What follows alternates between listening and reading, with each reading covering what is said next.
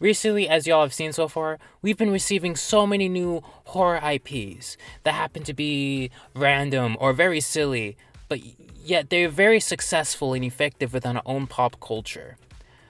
Some of them happen to have low budgets, not quite making them be horror movies, but giving them enough merit to be deemed or perceived as one. Now, what are B horror movies? Well, B horror movies are low budgeted horror movies that happen to be really stupid, but a lot of audiences gravitate towards these movies in some situations because it appeals to a larger audience. Like a lot of the schlocky slashers back in the day. These days, horror has been a lot more than what it was before. It's become a lot bigger of a genre, and it's very much expanded. There are many different variations of this genre, including elevated horror, paranormal movies, and stuff like that. Recently, there has been a huge public interest in horror movies, especially considering how successful they were last year. But this year has been a whole new level of success in terms of B horror, especially, that we'll be getting into in this video. But recently, a lot of the interest has been in these horror movies that go into the more ridiculous areas of this genre, with elements of B horror and how comedic they come across and out there the concept can seem. Both movies that we will be discussing today have already been talked to death about, but I think it's interesting to take a look at their impact on the movie industry, why they've been so successful, and the implications of it. Before we even do that, let's take a look at an actual B horror movie with its low budget, the creativity that these movies tend to have, and why these elements matter in the first place, and how you can connect them to the movies that have came out recently. Terrifier 2 is an actual B horror movie. It has a low budget, and it showcases its creativity with its low budget, with its practical effects with gore and whatnot.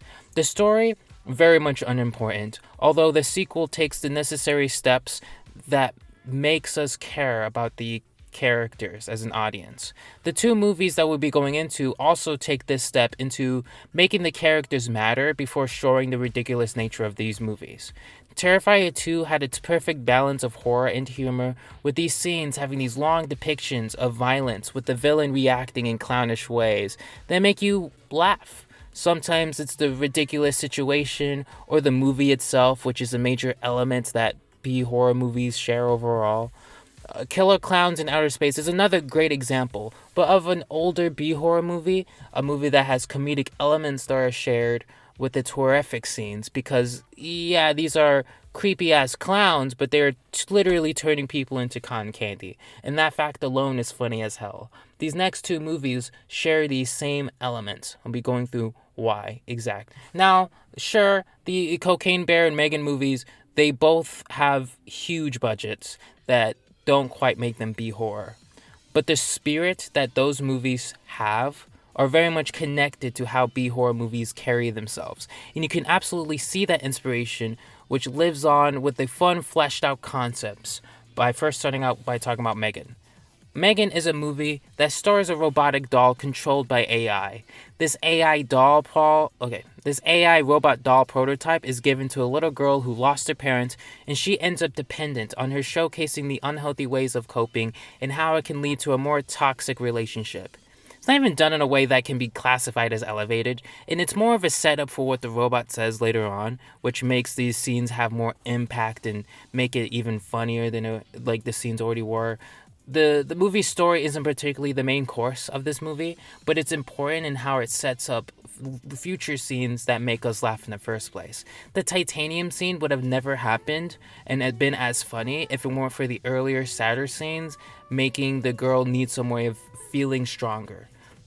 Perfect example of not having the best plot, but making the most out of it and making these jokes slam even harder. The humor comes off of the more natural concept doing most of the lifting, which a lot of B horror typically relies on. That and corny dialogue, which we'll get into later in the next movie, since Megan doesn't rely too much on corny dialogue. The horror scenes are never particularly scary, but they're always fun as hell, with the wood scene having great build-up. Megan is just such a perfect villain that always hits with her one-liners and moves in a dynamic way that adds to the wackiness of the whole thing. This movie does seem a bit more serious with its lighting building the same tone some other movies build, Except the dialogue and music choices constantly remind you that this is not a movie you should take seriously. Even the introduction scene has that same tone. Although, this leads to my only complaint about the movie, which resides in the first 20 minutes, where her parents die and we have to deal with the aftermath of it. It's very not fun because it's about a little girl who lost her parents. Obviously, that's going to be sad. And like I said before, it's very important to build stuff like this. We have to have these sad scenes in order to build up the future scenes that have humor in it.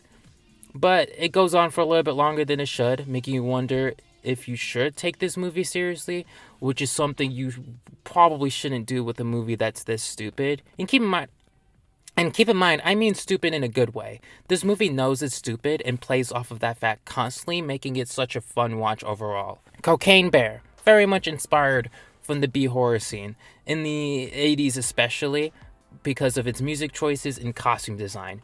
The movie itself also reaches the same ridiculous nature that many movies from the 80s do as well. The dialogue in this movie is well aware of itself with how ridiculous the plot actually is. Also, the fact there are 10 main characters who get equal screen time add to this already ridiculous plot. I get that we need all the perspectives, but no one really cares about any of these people, even when the movie tries its damn best to try to make you care. Kind of reminds me of the way some B-horror movies have these characters you really couldn't care less about, since you just want to see how they would die. Which is what Cocaine Bear is really good at, making people die in really fun and creative ways. We see a lot of characters, and we already know that they're going to die, but the way that they're going to die is what makes this movie extremely fun. These characters do matter, but they matter in terms of how they're going to be set up as a punchline for the movie, rather than them actually mattering in the movie, although the main group of characters that do survive have these themes of family and the importance of it inputted later on, which also adds to the corniness, especially when the younger bears show up, which I won't mention because spoilers and whatnot. The corniness in this movie is a lot more plentiful in this than it was in Megan, but watching it in a packed theater made it tons of fun to watch, with some of the jokes genuinely being funny. I mean, a lot of the humor is not smart, it doesn't take itself very seriously, but it doesn't need to be, because the concept of a bear going on a cocaine rage is already enough.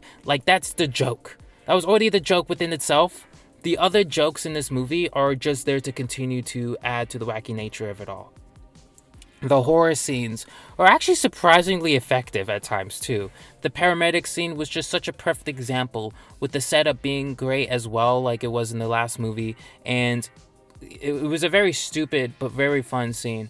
A lot of it was about timing, especially with how they added humor with these scenes, and the delivery of the lines throughout the movie was also the reason why some of these scenes worked as well as it did. The movie overall was perfect in how it breathes in the spirit of B-horror. I feel like any B-horror movie enthusiast will absolutely eat this movie up. Ridiculous concepts, bad acting, perfectly timed comedic moments all blended in a movie that is so fun to watch. Megan being exactly the same way. And now let's talk about how successful these movies are, and then we'll talk about why these movies were successful in the first place. Megan was released in theaters on January 6, 2023, with a budget of $12 million. This movie made $174 million worldwide, with $30 million in just its opening weekend, making it one of the most successful slashers ever. Absolutely insane. Cocaine Bear also getting a little bit of that success. Released February 24th, 2023, with a budget of $30 to $35 million. Didn't make as much as Megan, but the movie did make over $75 million worldwide, with just $23 million of it in its opening weekend. Now, these movies have really ultimately have been successful, making back their budgets and making interest in sequels. And why is that? Why were these movies so successful? Well, as a lot of people already know, it's because of the marketing team. They've been making rounds with the amount of memes and forceful entries into our pop culture sphere as much as possible. We tend to eat this stuff up because of its simplicity and easiness for recreability. The ridiculous concepts are the reason why people gravitate towards these movies in the first place. Usually, when movies do this, they come off as out of touch, especially when they market on social media. But these movies were legitimately made with tons of love and passion for the medium, which leads to people being able to appreciate it more. You see a lot more successful horror movies of last year, like Smile and Scream 6, do similar things within the marketing to huge success. So I believe that overall this is great for original horror, as the major success of these two movies are gonna give Hollywood more reasons to invest in these fun concepts rather than franchises that already exist and are known for making money. The future of movies that take inspiration from B-horror will be truly interesting, with Five Nights at Freddy's in the Backrooms that will most likely be the next set of movies to take from these elements and be really successful because of it. They're probably going to also do it so they can appeal to the masses, since Backrooms and Five Nights at Freddy's are very mass appealing IPs. I also believe that we will continue on getting a lot more original horror movies that have comedic elements, like we've seen with the superhero genre, except it works here because horror is a lot more of a bigger genre and you can do a lot more with it. Major budgeted movies like Nope and a lot of the other horror movies from last year had humor cemented into it somewhat. So it seems like this trend has already been on the ropes, and these two movies are the ones that took that trend and it went completely all the way with it. It seems like horror will also be one of the genres that will be the saving grace to keep the box office afloat while superhero movies continue to flop because of how tired the genre has become for other people. But that's for another video. Thanks for watching! And don't forget to subscribe!